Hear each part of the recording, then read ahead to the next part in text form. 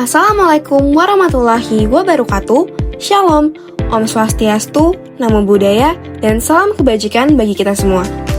Hai semuanya, selamat datang di video pertama kami tentang diagram pencar yang termasuk ke materi dari statistika bivariat. Sebelum kita masuk ke materinya, saya izin untuk memperkenalkan diri saya dan juga partner-partner saya terlebih dahulu. Saya Cikuta Ivana Putri, dan mentor saya adalah Sabian Kalifi, serta partner saya Fatima Azalia Fania Endarista, lalu Nirmala Rahma Maulida, dan juga Sekar Puspita Dewi Sri Bawono, dan yang terakhir adalah Zari Rizkula Zulfauzi. Pada kali ini, topik pembahasan kita adalah pengertian data bivariat, yang pertama, lalu yang kedua adalah pengertian diagram pencar, yang ketiga adalah pengertian tren data, yang keempat adalah pengertian korelasi data dan best fit, yang kelima adalah jenis-jenis diagram pencar, yang keenam adalah hasil penelitian kami yaitu tentang korelasi bermain media sosial dan juga hasil prestasi belajar matematika. Nah, sebelum kita masuk ke materi kita yang pertama yaitu tentang pengertian data bivariat, saya mengajak teman-teman semua untuk fokus mendengarkan agar penjelasan saya benar-benar dapat bermanfaat dan juga dapat dimengerti. Oke, data bivariat merupakan salah satu jenis data di mana terdapat dua variabel yang diamati, yaitu variabel bebas dan variabel terikat. Kedua variabel ini dapat berpengaruh satu sama lain ataupun tidak berpengaruh satu sama lain. Selanjutnya, kita akan masuk ke materi yang selanjutnya, yaitu pengertian diagram pencar. Seperti yang bisa teman-teman semua lihat pada layar, ada titik-titik di tengah dengan dua bagian garis lurus miring ke kanan dan juga ke atas.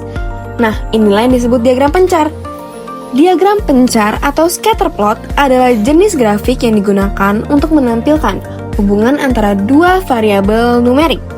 Diagram ini menunjukkan titik-titik data pada sumbu horizontal X dan sumbu vertikal Y, memungkinkan kita untuk melihat pola dan juga korelasi antar variabel atau data tersebut. Nah, selanjutnya kita akan masuk ke materi yang ketiga yaitu tentang pengertian tren data. Nah, pada layar teman-teman dapat melihat ada 3 garis dengan warna berbeda yang arahnya cenderung berbeda. Pertama, garis berwarna biru yang polanya cenderung naik dari kiri ke kanan.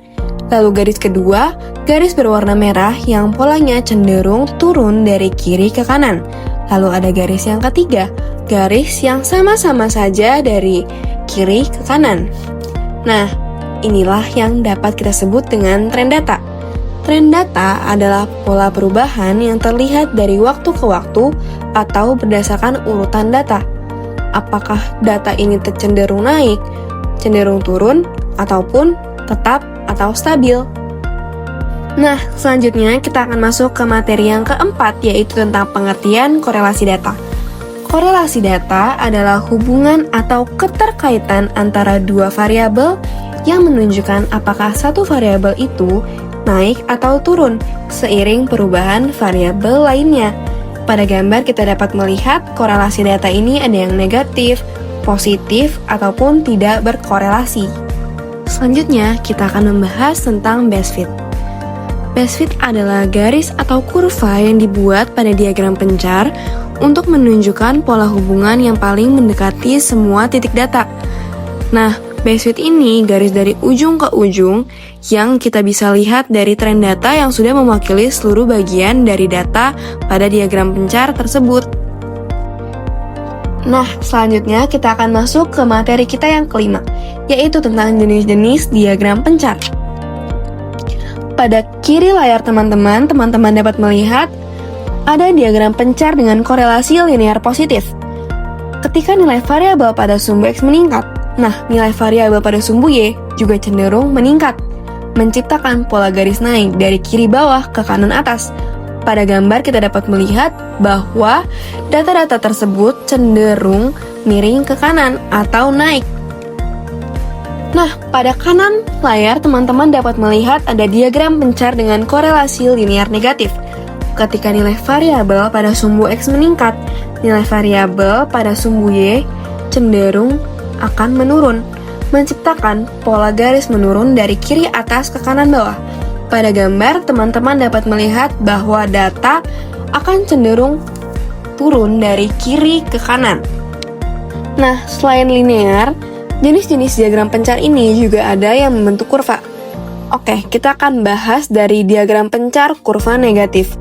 Nah, pada diagram pencar kurva negatif, pola penyebaran data cenderung membentuk kurva atau garis tidak lurus, menciptakan pola kurva yang menurun dari kiri atas ke kanan bawah. Nah, kalau diagram pencar kurva positif, pola penyebarannya akan cenderung membentuk kurva atau garis tidak lurus yang menciptakan pola kurvanya naik dari kiri ke kanan. Nah, teman-teman, jenis-jenis diagram pencar selain tadi ada linear dan juga kurva, ternyata ada juga nih diagram pencar tanpa korelasi yang dapat kita lihat pada layar. Nah, pada gambar itu tuh data-datanya tuh tidak berbentuk kurva ataupun linear. Jadi, titik-titik data tersebar secara acak tanpa pola yang dapat kita lihat jelas, menunjukkan tidak adanya hubungan yang kuat antara kedua variabel. Nah, teman-teman, materi-materi tadi akan kita gunakan dalam pembuatan diagram pencar data penelitian hubungan antara durasi penggunaan media sosial dengan nilai prestasi belajar matematika. Nah, teman-teman, di sini sudah tersedia 40 sampel data yang akan kita gunakan untuk mencari korelasi diagram pencar antara hubungan durasi penggunaan media sosial dengan nilai prestasi belajar matematika. Nah, bagaimana cara membuat diagram pencarnya? Yang pertama, kita harus menganalisis data ini dan juga harus kita cari variabel X dan juga variabel Y. Pada judul penelitian kami, variabel X-nya adalah durasi bermain media sosial yang kita sajikan dalam bentuk waktu satuan jam dan juga variabel Y yang kita sajikan dalam bentuk nilai. Di sini, pada variabel X kita memulainya dari 1 jam sampai 8 jam. Nah, di sini kita menggunakan 1 sampai 8 jam karena kita mengikuti dari data-data yang sudah disajikan. Dalam diagram pencar, jangan lupa juga teman-teman untuk meletakkan 0 pada bagian paling kiri sumbu X dan juga 0 di tepat paling bawah pada sumbu Y. Nah, langkah selanjutnya adalah kita harus memberikan tanda putus-putus atau garis miring-miring untuk menyambungkan data kita dari 0 yang kita skip langsung ke nilainya yaitu 84. Langkah selanjutnya adalah kita plot data-data tersebut.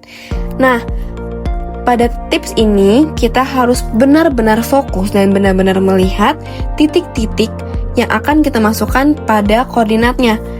Nah, semisal contohnya adalah durasi bermain media sosialnya 2 jam. Nilai perolehan matematikanya adalah 92. Nah, pada pembuatan diagram pencar ini kita harus benar-benar teliti untuk menempatkan titik koordinat pada tempat yang seharusnya. Seperti pada gambar dapat kita lihat bahwa di sini durasi bermain media sosialnya adalah 2 jam dan juga nilai perolehan matematikanya adalah 92. Nah, kita akan terus melanjutkan dan juga meletakkan titik pada koordinat yang seharusnya dari data pertama sampai data ke-40. Tadi kan kita udah sama-sama membuat diagram pencarnya. Nah, dari diagram pencar ini kita bisa lihat tren data dan juga korelasi datanya. Dapat diketahui kalau tren datanya itu berbentuk linear karena pola penyebarannya itu berbentuk atau mendekati garis lurus. Untuk korelasi datanya, data tersebut itu menunjukkan korelasi negatif karena ketika lama bermain media sosialnya tinggi, nilai matematika yang diperolehnya itu cenderung lebih rendah. Sama seperti penjelasan yang sudah saya berikan tadi, kalau misalkan korelasinya negatif itu akan menciptakan pola garis yang menurun dari kiri atas ke kanan bawah. Lalu, dari diagram tersebut kita dapat mengetahui nih pengaruh durasi bermain media sosial dengan nilai matematika. Secara umum, terdapat hubungan negatif antara durasi penggunaan media sosial dan juga nilai matematika. Artinya nih, semakin lama seseorang menggunakan media sosial, akan cenderung semakin rendah nilai matematika yang diperoleh. Namun, terdapat beberapa kasus di mana nilai matematika tetap tinggi, walaupun durasi penggunaan media sosialnya itu juga tinggi. Hal ini tuh secara nggak langsung menunjukin ke kita bahwa Selain durasi penggunaan media sosial, terdapat faktor-faktor lain yang juga mungkin mempengaruhi hasil belajar siswa tersebut. Nah, itu dia teman-teman materi yang bisa saya sampaikan di video kali ini. Kiranya, materi-materi yang dapat saya sampaikan ke teman-teman semua dapat bermanfaat bagi pelajaran statistika bivariat. Kiranya itu saja yang dapat saya sampaikan, kiranya ilmu ini dapat bermanfaat bagi siapapun yang mendengar. Sampai jumpa di video selanjutnya, dan nantikan terus video-video kami tentang statistika bivariat. Sampai jumpa teman-teman semuanya, terima kasih.